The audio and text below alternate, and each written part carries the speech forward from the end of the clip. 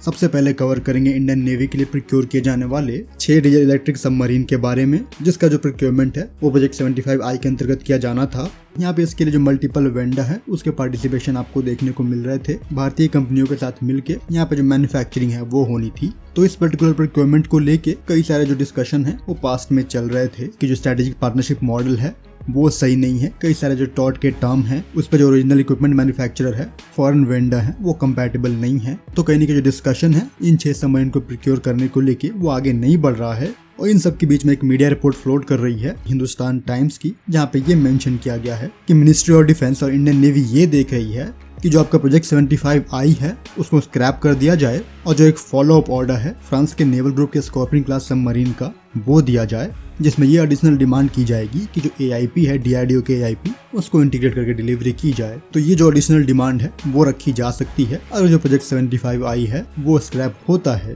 वैसे लॉजिकली आपको ये बहुत पहले करना चाहिए था। अगर ऐसा MOD और इंडियन नेवी प्लान कर रही है तो कहीं न कहीं वो इस अटके प्रोजेक्ट को एक पुश देगा, क्योंकि जो समय हो वो निकलता जा रहा है। प्रोजेक्ट 75 से जो INS वागशीर है उसका कंस्ट्रक्शन हो चुका है।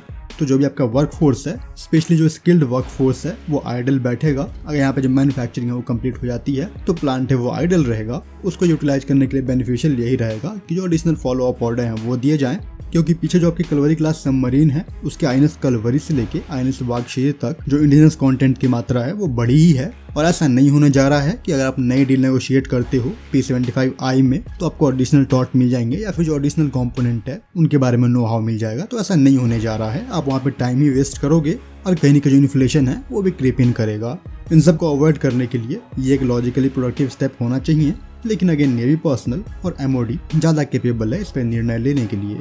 P75I कॉस्ट की बात करोगे तो 40,000 करोड़ से ऊपर की लगने वाली है। और ये जो आपका P75 है और P75I है, इन दोनों के अंतर्गत जो 12 सबमरीन प्रोक्योर होने थे वो आपके प्लान में 2003 से ही था, लेकिन इतने सारे ब्यूरोक्रेटिक डिले और कहीं न कहीं जो टेक्निकल डिस्कशंस हैं इन सब में डिले होने की वजह से अब आपके पास बहुत कम ही ऑप्शन है। क्योंकि IUR रीजन में जो आपका प्राइम एडवर्सरी है यानी कि PLA नेवी, उसका वर्चस्व बढ़ रहा है। अगर आपने इसी तरह से और लेट किया तो ऑफेंसिव छोड़ो, जो डिफेंसिव आपकी कैपेबिलिटी है वो भी प्रॉपर नहीं रहेगी।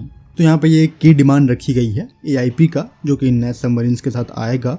DRDO के AIP के बारे में बात करोगे तो NMRL ने इसको डेवलप किया है, मैन्युफैक्चर कर रही है L&T, PFC पे बेस्ड है और हाइड्रोजन और ऑक्सीजन की सप्लाई की वजह से जो उसके फ्यूल सेल हैं वो पावर प्रोड्यूस करते हैं। तो यहाँ पे DRDO के AIP में जो की एलिमेंट है वो हाइड्रोजन का जनरेशन है, जो कि ऑन बोर्ड किया जाता है। और जो O2 की सप्लाई है वो लिक्विड ऑक्सीजन से दी जाती है, जिसको स्टोर किया गया है क्रायोजेनिक टैंक में। तो बेसिकली जो एयर इंडिपेंडेंट प्रोपल्शन है ये मरीन डोमेन में ऐसी टेक्नोलॉजी है जो कि आपको अलाउ करेगा, एक नॉन न्यूक्लियर सबमरीन को अलाउ करेगा अंडर वाटर एक लंबे समय तक ऑपरेट करने के लिए। मतलब अगर आपके पास ऑक्सीजन नहीं है उसके बाद भी आप नीचे ऑपरेट कर पाओगे और जो आपके फ्यूल सेल हैं उनको चार्ज कर पाओगे।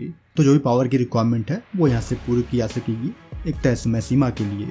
डिजाइन इसका मॉडुलर है, तकरीबन 270 किलोवाट की जो पावर है वो जनरेट की जा सकती है। Phosphoric acid fuel cell technology से जो अकूस्टिक सिग्नेचर है वो काफी इसका कम है, क्योंकि जो मूविंग पार्ट है उनको काफी लेस रखा गया है। और जो भी जनरेशन हो रहा है हाइड्रोजन का वो आप हाइड्रोलाइसिस से कर रहे हो। L&T की बात करोगे तो जो LBP हल है वो L&T ने मैन्युफैक्चर किया है और कई सारे जो कंपोनेंट है AIP के उसको डिजाइन भी किया है और मैन्युफैक्चर भी किया है L&T ने। तो होपफुली जो थॉट है P75I को हटाकर एक फॉलो अप ऑर्डर देने का AIP के साथ वो प्रिवेल करे और कुछ ऐसा आपको देखने को मिले।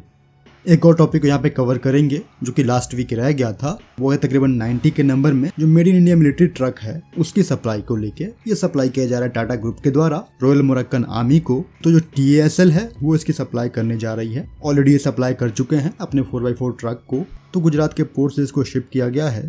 तो ये जो ट्रक है वो टाटा का LPTA 2445 है, जो कि एक 6x6 व्हीकल है, हाई मोबिलिटी व्हीकल है। काफी सिमिलर है 2038 से। यहाँ पे भी जो पावर है वो 375 HP की है। प्राइमरली इस्तेमाल किया जाएगा रॉयल मोरक्कन आर्मी की लॉजिस्टिक सप्लाई के लिए।